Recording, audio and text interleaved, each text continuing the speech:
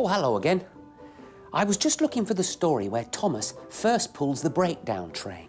I'm pretty sure that's also where Thomas first gets his own branch line. Do you know this story? Thomas and the breakdown train. Every day, the fat controller came to the station to catch his train, and he always said hello to Thomas. There were lots of trucks in the yard, and Thomas worked hard to push and pull them to their right places. But on a siding by themselves were some trucks that Thomas was told he mustn't touch, and two strange things that his driver called cranes. That's the breakdown train, he said. The cranes are for lifting heavy things like engines and coaches and trucks when there's an accident.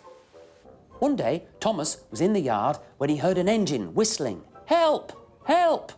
and a goods train came rushing through, much too fast. It was a new engine called James, and he was frightened. His brake blocks were on fire, and sparks streamed out on each side.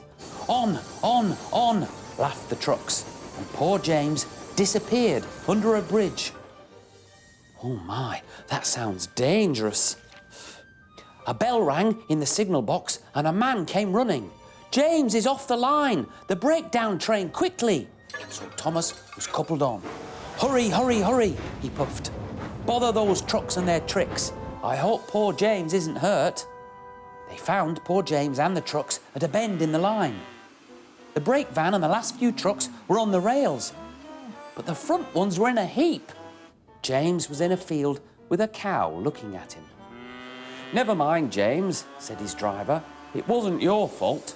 It was those wooden brakes they gave you. We always said they were no good." Wooden brakes. Dear, oh dear.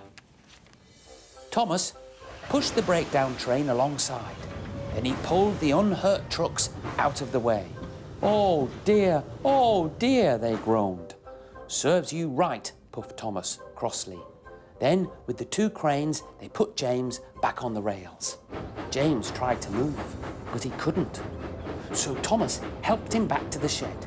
The fat controller was very pleased with Thomas. "You are a really useful engine," he said kindly.